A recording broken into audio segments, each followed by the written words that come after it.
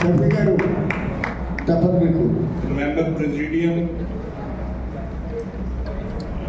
बाद में मौजूद प्यारे दोस्तों, फर्स्ट ऑफ ऑल तो मैं 32 organization from Punjab, I would like to congratulate to you to holding your convention on that day.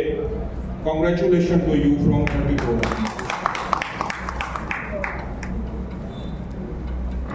जब मैं आया तो मैंने रायला से पूछा कि तेलुगु में डायस पे जो डिमांड्स लिखा है उसमें क्या क्या, MSP, C2 plus 50% formula, loan waiver. These are those demands जो भारत के सभी किसानों की प्रमुख मांगों में से एक है। और इसके अलावा पोलावरम से जो डिस्प्लेसमेंट हो रहा है आपका, उसका भी डिमांड है। और विशाखापट्टनम स्टील प्लांट के प्राइवेटाइजेशन के खिलाफ भी आपने डिमांड लगाया। So all these are good demands. हम नेशनल कोऑर्डिनेशन कमेटी की तरफ से, आनंदा भी बैठे हैं, अतुल अंजान जी, मेधा पाटेकर जी बैठे हैं, आपकी इन दो डिमांड्स जो लोकलाइज्ड एपी के लोगों की डिमांड है उसके समर्थन में आपको एक बार फिर कांग्रेचुलेट करते हैं कि आपने इस बात को भी उठाया।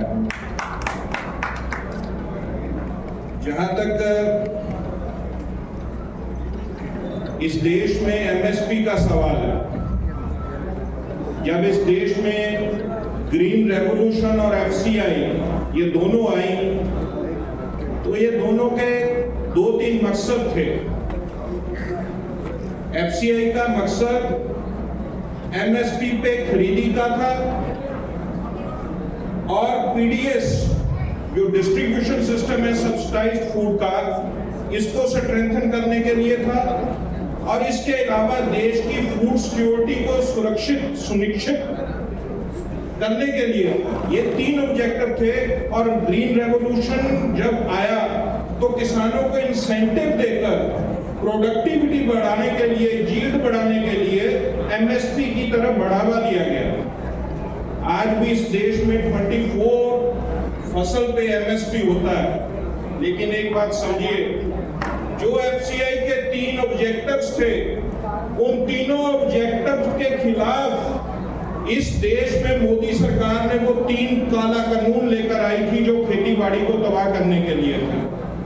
वो एमएसपी को भी खत्म करते, गवर्नमेंट खरीदी को भी खत्म करते, वो इस देश में पीडीएस को खत्म करने के टारगेट पे भी थी, और वो इस देश की फूड सिक्योरिटी को भी दांव पे लगाने की बात थी।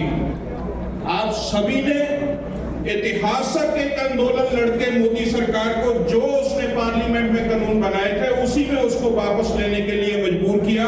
आपने जो इसमें भागीदारी की उस ऐतिहासिक हिस्टोरिकल मूवमेंट में, उसमें आपकी भागीदारी के लिए हम आपको एक दफा फिर मुबारकबाद और धन्यवाद भी बोलना चाहते हैं। साथियों, आज उस आंदोलन की एक बात तो सामने आई। शांता कामार कमेटी की रिपोर्ट थी, सिर्फ 6% पीजेंट है जो फार्मर है उनको एमएसपी मिल रहा है, 94% एक किस्म से बर्बादी की कंगार की तरफ धकेला जा रहा है। इस देश के अलग अलग डिपार्टमेंट की रिपोर्ट बताती है कि सिर्फ 23% फार्मर्स को मालूम है कि कोई एमएसपी ना की चीज होती है। बहुत इतने ही लगभग फार्मर्स को मालूम है कि कोई गवर्नमेंट की प्रोक्योरमेंट एजेंसीज है, कोई प्रोसेस है जिससे फसल की खरीदी होती है। सिर्फ 2 फसलों की खरीदी होती है, व्हीट और राइस, बाकी भी अभी नहीं होता है। तो इस मामले पे दिल्ली के किसान आंदोलन ने बॉर्डर्स पे डटे हुए 380 डेज के उस बड़े आंदोलन ने पूरे भारत के किसानों को जगाया कि एमएसपी के लिए कोई आंदोलन बढ़ाना होगा। C2 plus 50% फार्मूला जो स्वामीनाथन कमीशन ने दिया था, उसी हिसाब से इस आंदोलन को आगे बढ़ाना होगा।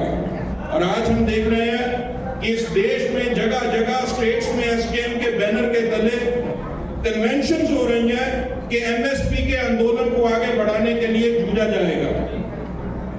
ये इसलिए भी जरूरी है कि आज जब यूक्रेन और रशिया में, यूक्रेन का तो नाम है, basically it is a war between रूस एंड नाटो, इस वार की बदौलत हम देख रहे हैं कि पूरे यूरोप में फूड सिक्योरिटी का क्राइसिस आया हुआ है। पूरा यूरोप अपनी 50% फूड जो जरूरत है वो यूक्रेन की वीट से पूरी करता था। आज वहां पे एक भारी भरकम फूड शॉर्टेज है, फूड सिक्योरिटी दांव पे है और इन्फ्लेशन बढ़ रहा है। 93 मुल्क में, कंट्रीज में लगभग फूड सिक्योरिटी दांव पे लगी हुई है। और इस मामले में हम देख रहे हैं कि पाकिस्तान में क्या हाल हुआ है। हम देख रहे हैं श्रीलंका में खाने की शॉर्टेज की बदौलत, इन्फ्लेशन की बदौलत क्या हाल हुआ है। एक राष्ट्रपति को अपनी सत्ता तक गंवानी पड़ी। और आज जब इस देश में देशभक्तों की, नेशनलिस्ट गवर्नमेंट कहने वाले लोगों की गवर्नमेंट है, मोदी गवर्नमेंट है, उसको इस फूड सिक्योरिटी की कतई कोई परवाह नहीं है।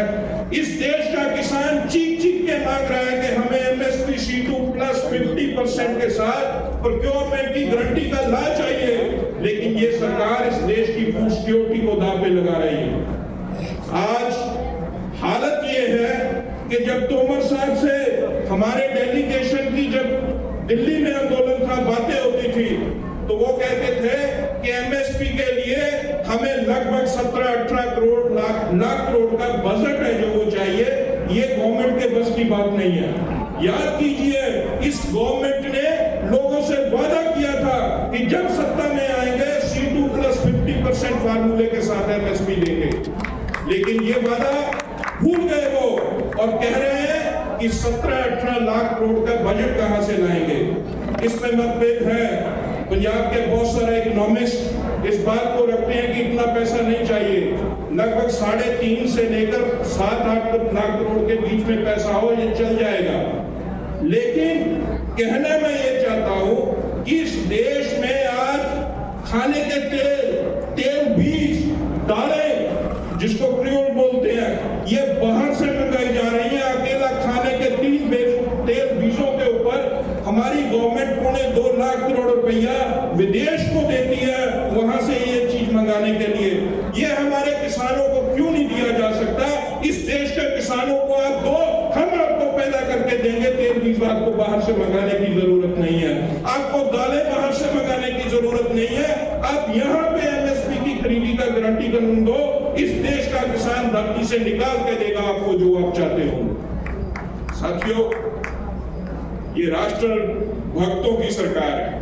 ये विदेशी कॉर्पोरेट को तो पैसा दे सकती है, लेकिन देश के किसान को नहीं देगी। इसके जो जो चीजें हैं वो सामने आ रही हैं।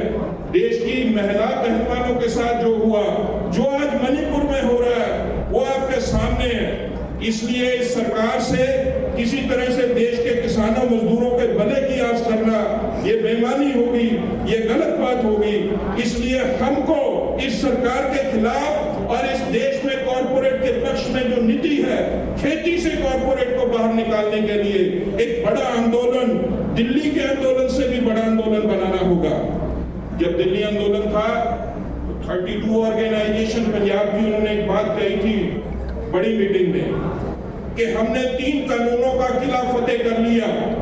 We have won a vote, हमने एक ऐतिहासिक आंदोलन जीता, वही हमने वो जीत लिया। लेकिन एमएसपी के आंदोलन के लिए उससे बड़ा किला है और उसके लिए एक बड़ा आंदोलन बनाना होगा। मैं आज इस मंच से आपको आग्रह करने आया हूँ। नेशनल कोऑर्डिनेशन कमेटी के नेतागण भी बैठे हैं। हमने संयुक्त किसान मोर्चा में ये पास किया है कि हम लोग एमएसपी और लोन की माफी, लोन वेरियर के लिए और बाकी मांगों के लिए देश में एक बड़ा आंदोलन खड़ा करने की तरफ अक्सर होंगे। इस बात को गांव-गांव तक, गांव के हर घर तक लेके जाएंगे कि हमको ये आंदोलन बनाना है। उसके लिए इस कन्वेंशन के बाद यात्राओं का, स्टेट लेवल यात्राओं का प्रोग्राम है और उसके बाद 26, 27, 28 नवंबर को राजधानियों में, स्टेट राजधानियों में महापड़ाव की योजना है हमारी। मैं आज इस मंच से नेशनल कोऑर्डिनेशन